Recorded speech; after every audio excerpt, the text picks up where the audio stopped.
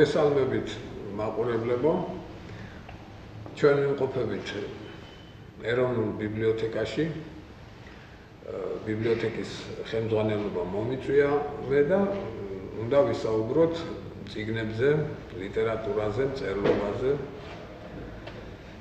რა შეიძლება ამ ყველაფერზე ითქვას? პირველ რიგში ალბათ პრობლემებიდან უნდა დავიწყოთ, რაც აწუხებს მწერლობას და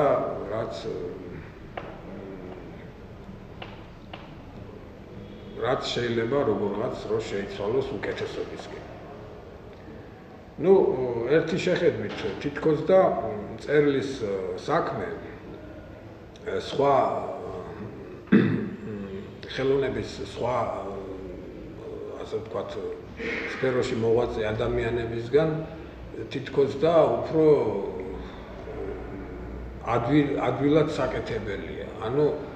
დავუშვათ თუ კინოს გადასაღებად საჭიროა რაღაც აპარატურა, საჭიროა კოსტიუმები, უამრავი ხალხის ჩართვა და დიდძალი თანხები და ასევე ვთქვათ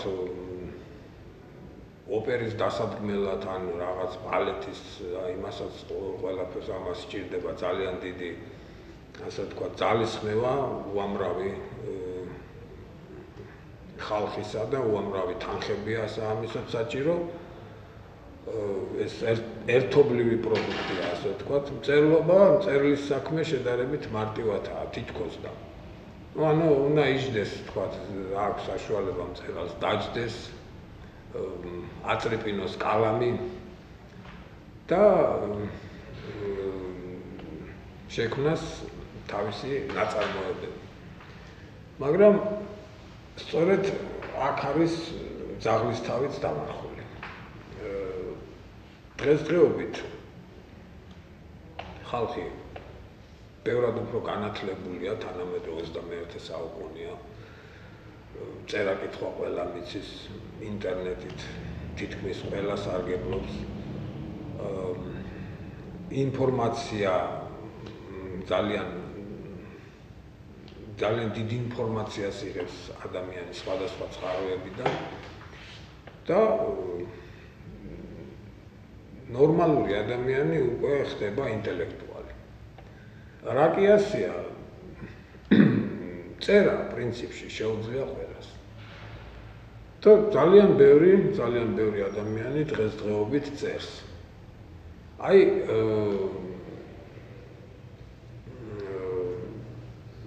და რადგან ასია, კიდევ რა აქვს მწერალს, ხო? ვთქვათ უპირატესობა სხვასთან შედარებით. გარდა იმისა, რომ კალამის აქვს საშუალება აწრიპინოს ეს კალამი, შეუძლია აკრიფოს ტექსტი, გააგზავნოს მერე ელექტრონული პოსტით ნებისმიერი მიმართულებით, თუნდაც თქვათ სადღაც ავსტრალიაში ან ისლანდიაში, სადაც ყველგან მთელ დედამიწაზე.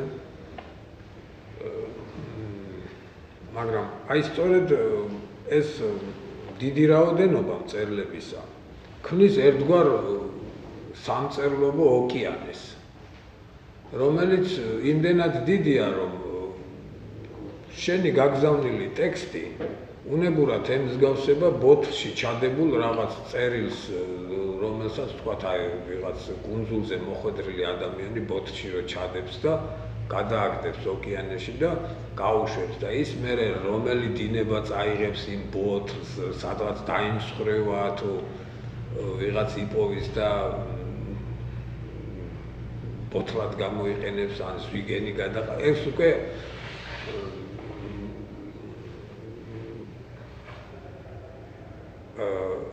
ეს უკვე ის არის, რა ქვია, ძალიან ძნელი დასადგენია.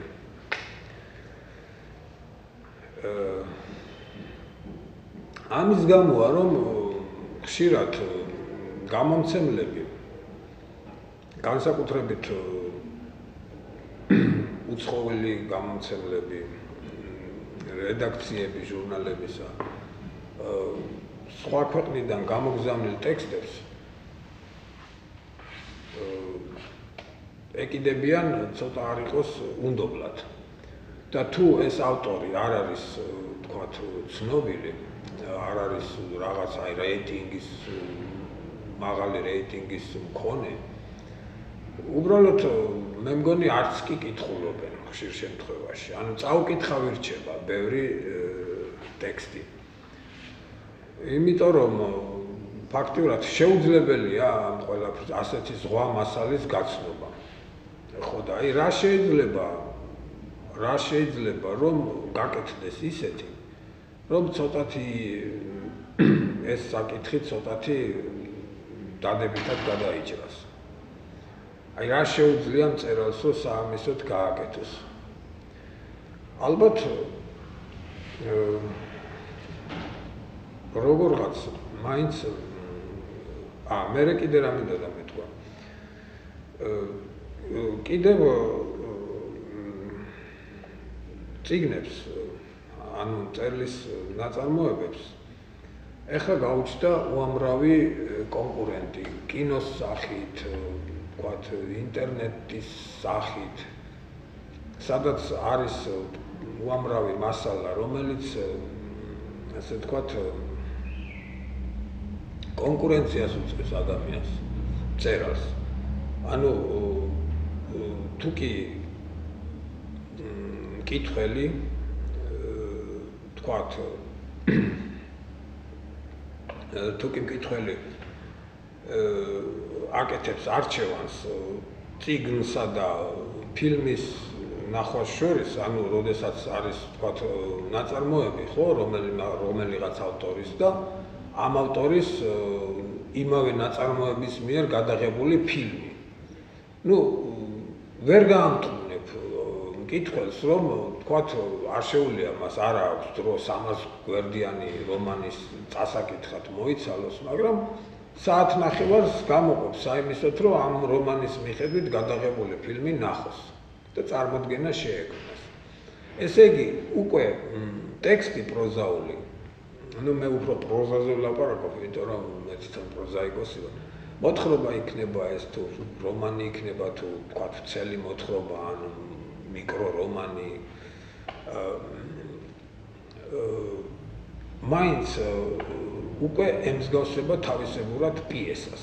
პიესას რატო ვახსენე პიესა? აი პიესა არის ერთგვარი, ალბათ არ მიწყენენ დრამატურგები, თუ კი ვიხმარ ამ ტერმინს, ერთგვარი ნახევარფაბრიკატი. ანუ პიესა, კი, როგორ არა ვკითხულობთ პიესებსაც ყველაფერი, მაგრამ მაინც პიესა უნდა დაიდგას სცენაზე, ხომ ასეა რა? ჯერ უნდა დაიწეროს და მერე უნდა დაიდგას და მაშინ არის უკვე ის დასრულებული, ასე ვთქვათ. თავის დასრულებულ სახეს უკვე როდესაც დაიდგმება სცენაზე პიესა, მაშინ იღებს.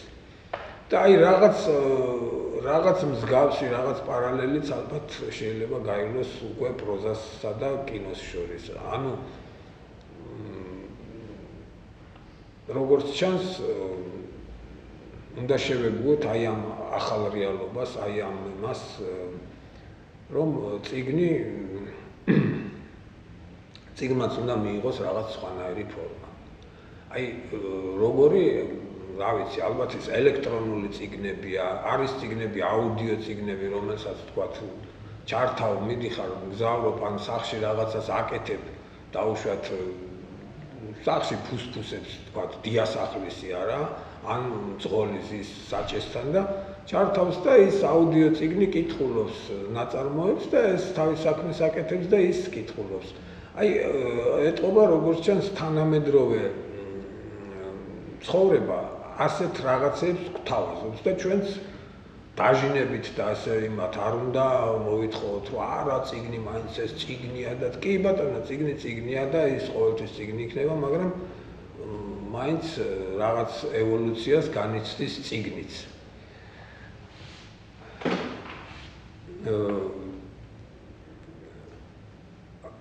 კიდე რა შეიძლება აი ამ პრობლემასთან დაკავშირებით რა შეიძლება ითქვას, როდესაც მწერალს უჩნდება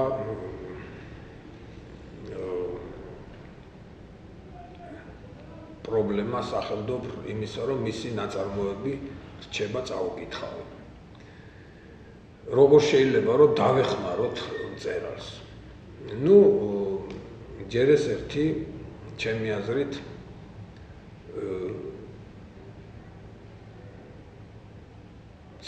მცირე რიცხოვანი ჩვენ ვართ მცირე რიცხოვანიერი მე არ მიყვარს როცა ამბობენ რომ ჩვენ პატარა ერი ვართ და პატარა ხალხი ვართ არა ვართ ჩვენ პატარა ხალხი არა რაოდენობრივად ვართ ცოტანი და შესაბამისად ჩვენს მწერლობას სხვაზე უფრო მეტად ჭირდება თარგმანები და თარგმანები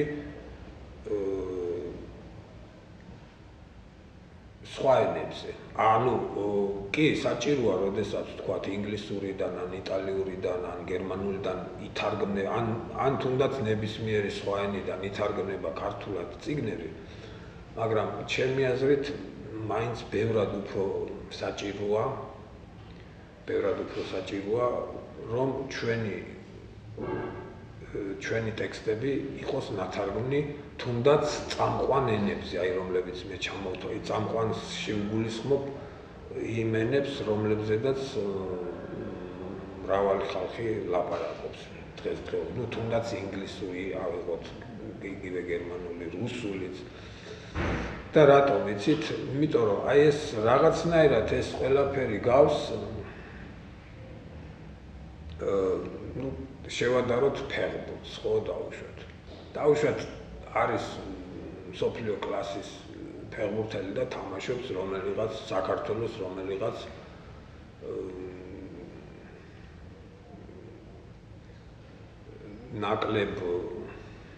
ნაკლებად ესეთ გუნდში რა, აი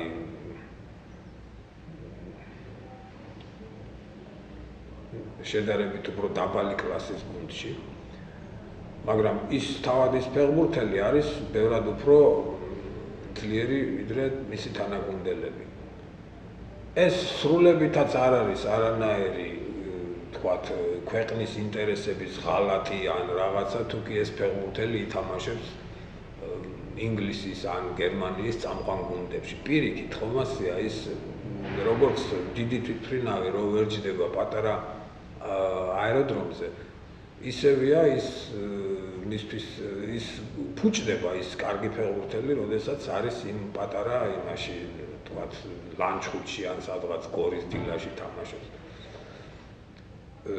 მას უფრო მეტი სივრცე სჭირდება. ასევე არის მწერალიც. ანუ ჩვენ რა კი ვართ მცირე რიცხოვანი ერი და არა მცირე ერი. მასშტაბი ჩვენი მწერლობა შეიძლება ისეთი რაოდენობის მწერლები, კარგი მწერლები ჩვენ არ ყავს როგორც რუსებს, ხო? იმიტომ რომ რუსები თვითონ არიან ბევრი. და უკვე რაოდენობრივად რა კი ჭარბობენ, ხო? ყველაფერში ჭარბობენ, მაგრამ აი პროცენტულად რო ავიღოთ პროცენტულად მე ვერ ვიტყოდი რომ რუსებს ყავს თუნდაც დღესდღეობით ჩვენზე უფრო კარგი მწერლები. ერთი დონის შეიძლება მეტნი არიან ისინი რაოდენობრივად, მაგრამ ან თუნდაც ინგლისელებს, ან ამერიკელებს. ხო და ამიტომ აუცილებელი არის თარგმანები. მაგრამ კიდევ ამ თარგმანებსაც უნდა ერთგვარი მიხედვა, აი რა უნდა ითარგმნებოდეს. რა უნდა ითარგმნებოდეს და ვინ უნდა გადაწყვიტოს ის თუ რა უნდა ითარგმნებოდეს უცხოურ ენაზე, ხო, აი რომელ ავტორს ან რომელ ავტორთა ჯგუფს მივანიჭოთ უპირატესობა. იმიტომ რომ თუ ეს არ დაგრეგულირდა, შეიძლება ითარგმნოს და წარდგენილი იქნეს საქართველოს სახელით ისეთი მწერლები, რომელიც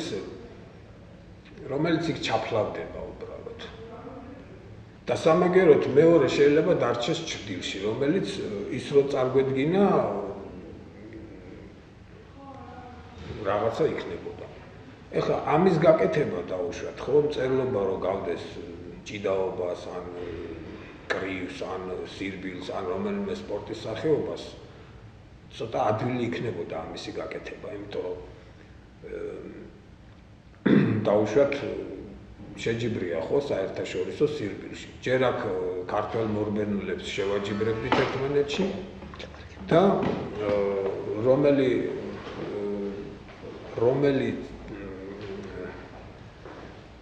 რომელიც გაიმარჯვებდა იმას გაუშვებდით საერთაშორისო შეჯიბრებაზე, ხო?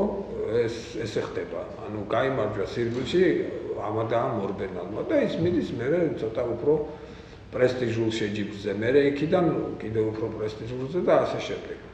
სირბილში ამის გარკვევა ადვილია და ჭიდაობაშიც ალბათ ადვილია, მაგრამ იქაც არის ზოგჯერ აი ეს რაღაცა მიდგომები, როდესაც ერთი კაცი წააქცევს მეორეს, მაგრამ მაინც ამბობენ, რომ ამან კი არა, იმან გაიმარჯვა.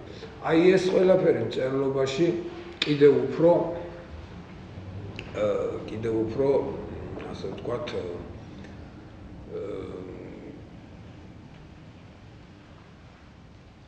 კიდევ უფრო რთული გადასაწყვეტია. ანუ ის თუ რომელი მწერალია, ვთქვათ იმისი ღირსი, ან რომელი მწერლები არიან უფრო სწორად, რომ პირველ რიგში მოხდეს აი ამ სახელმწიფო მათი წარდგინება. საამისოდ უნდა არსებობდეს, მე ვფიქრობ, ერთგვარი რაღაც სარეიტინგო უნდა დგებოდეს სიები. ანუ და ვინ უნდა შეადგინოს ახლა აქ არის როგორ იცით არის მწერალთა ჯგუფებია რომლებიც ერთმანეთთან ხშირად ვერთან ხვდებიან და სხვადასხვა ასე ვთქვათ მიმართულებები აქვთ მათ არჩეული განა ეს იმას არ ნიშნავს რომ ერთნი კარგები არიან და მეორე ცუდები მაგრამ ნუ სხვადასხვა მიმართულებებია არის კიდევ სხვადასხვა ვერსიებია ვთქვათ არის კერძო გამომცემლობები არის სახელმწიფო არის კულტურის სამინისტრო არის თქვათ ისეთი დაწესებულებები როგორც არის ლიტერატურის ინსტიტუტი ან თუნდაც აი ეროვნული ბიბლიოთეკა მერე არის წიგნის გამავრცელებელთა საზოგადოება და რაღაც აი ასეთი ორგანიზაციების ერთობლივი მუშაობით უნდა შედგეს მაინც როგორღაც ერთგვარი სარეიტინგო სიები იმისა რომ დადგინდეს რომელი მწერალი იმსახურებს იმას რომ თქვათ შევიდეს მისი ნაწარმოები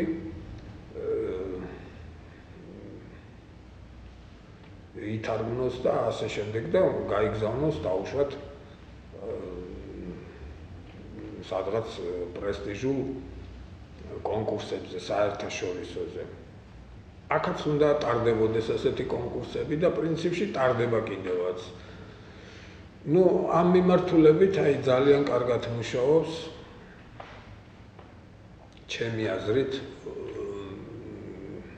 ბაკუს ულაკაურის გამომცემლობა, რომელიც ყოველწლიურად, ასე ვთქვათ, თავისი ძალებით, თავისი საშუალებებით გამოსცემენ კრებულს 15 საუკეთესო ქართული მოთხრობა, ასე ქვია ამ კრებულს და ნუ ჩვენი თანამედროვე წამყვანი პროზაიკოსების თითო მოთხრობა იბეჭდება ამ კრებულში, რაც კი წლის განმავლობაში შექმნილა დაუშვათ ამ ავტორების მიერ საუკეთესოს არჩევენ იმიდან და მერე იქ იბეჭდება, იქ ქვეყნდება ეს და თვითონ იქაც არის კონკურსი მერე ეს 15-დან არჩევენ რომელია უკეთესი რაღაც სპეციალური პრიზებიც არის ეს ძალიან კარგია და მაგრამ ნუ ზოგიერთების აზრით ეს მაინც ის არ არის რაც თლად ის არ არის რაც უნდა იყოს იმიტომ რომ ეს არის მხოლოდ და მხოლოდ ერთი გამომცემლობის ვერსია და სხვა გამომცემლობები და ცალკეული მწერლები შეიძლება არც ეთანხმებოდნენ ამ ვერსიას, მაგრამ რა უშლით სხვა გამომცემლობებსაც თუნდაც იგივეს გაკეთებაში ხელს, ხო არაფერი. ან მოაწყონ ერთობლივი რაღაცა პროექტი რამდენიმე გამომცემლობამ არც ამაში მათ ხელს არავინ არ უშლის. აი იყო ძალიან კარგი პროექტი სხვათა შორის მსგავსი 15 საუკეთესოსი პენ მარათონი. ამას აკეთებდა გამომცემლობა დიოგენე. მე მგონი ახლაც აკეთებს, ოღონდ ერთგვარი ხარვეზებით ხან ვერ ახერხებენ დაფინანსების უქონლობის გამო რამდენიმე წელი გამოტოვეს თუ არ ვწდები მაგათ, მაგრამ როცა აკეთებდნენ, კარგად გამოსდიოდათ და რაში მდგომარეობდა ახლა ეს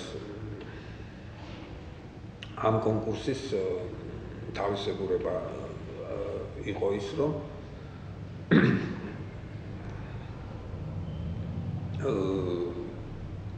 24 თუ არ ვწდები მწერალი ირჩეოდა პირველ ეტაპზე კონკურსისა, მათი მიტანილი ტექსტების მიხედვით და მერე ამ 24-ს ეძლეოდა საშუალება 32 საათი თუ არ ვწდები 32 საათის განმავლობაში დაეწერათ პროზაული ნაწარმოები. თანაც ეს ხდებოდა სხვადასხვა ისეთ ლამაზ ფერწერულ ისტორიულ ადგილებში ჩვენი ქვეყნის და იქ იმართებოდა ერთგვარი ბანკეტებიც თუ რაღაც ასეთი, შეეძლოთ თქვათ თითოჭიქა დაელიათ მწერლებს, გაცნობოდნენ ერთმანეთს და ესეც ძალიან უწყობდა ხელს, ასე ვთქვათ, მწერლების დაახლოებას ერთმანეთთან. მარტო როდესაც ეცნობი მწერალს მისი ნაწარმოებების მიხედვით და თქვათ ჟურნალიდან იცი რომ არის ასეთი ავტორი და ზოგჯერ გინდება კიდევაც კარგად რომ გაიცნო და დაელაპარაკო, აი სწორედ ამის საშუალებას იძლეოდა პენ მარათონი და მინდა ვთქვა რომ გასაოცარ შედეგებსაც ჰქონდა, გასაოცრად კარგი შედეგებიც იყო, იმიტომ რომ მეც მიმიღია მონაწილეობა ეს დიდი ხნის წინ იყო, რამდენიმე წლის წინ და რამდენჯერმე იყო და გამიკვირდა რომ ასე მოკლე დროში თანაც პატარა ისეთ თითქოს და მოუხერხებელ პირობებში, როდესაც მაგიდა გაქვს მოცემული და ფურცელი და კალამი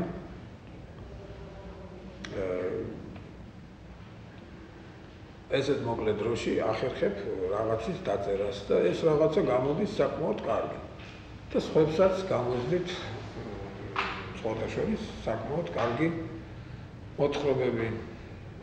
ესე იგი თურმე შესაძლებელი ყოფილა, როდესაც გეჩქარება და როცა ერთგვარი ისა გაქვს ერთგვარი სტიმული, რომ რაღაცა დაწერო, ვიღაცას კიდევაც აჯობო, საბოლოო ჯამში გამოდის ისე, რომ გამარჯვებული გამოდის მწერლობა, გამოდის მერე კრებული ამ მოთხრობებისა, თუ არ ვწდები 10 საუკეთესო იმ 24-დან და ყოველ რომელიც კი ვნახე, თითქმის ყველა იყო ძალიან კარგი მოთხრობები. აი ესეთი სახის კონკურსებიც ძალიან კარგია და წამახალისებელია მწერლობისთვის.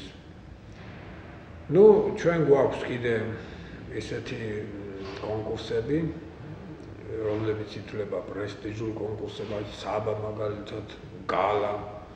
თუმცა ერთადერთი რა შემიძლია ვთქვა, რომ ცოტათი მე მგონი ის არის დასახვეწი, რომ თვითონ მწერალი მაინც ჩემი აზრით არ უნდა იყოს ჟიურის წევრი. კი, იმას ამბობენ, რომ იმ წელიწადს, როცა მწერალი არის ჟიურის წევრი, მას არა აქვს წარდგენილი თავისი წიგნი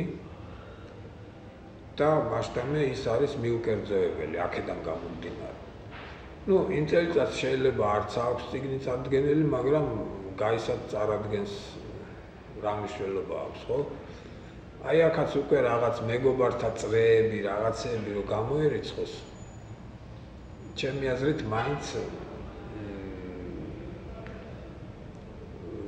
ალბათ ვიღაც სხვა პროფესიის ადამიანები უნდა იყვნენ, მაინც სხვა პროფესიის ადამიანებით უნდა იყოს დაკომპლექტებული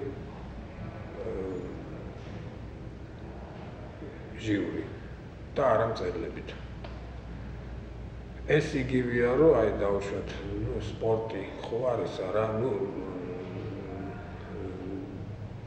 როდესაც არის თქვათ შეჯიბრი რომელიღაც სპორტის სახეობაში და თავად სპორტსმენებმა რომ გადაწყვიტონ ვინ უკეთესია, ვინ ნაკლები. მან რაღაცა ჩემი აზრით არ არის სწორი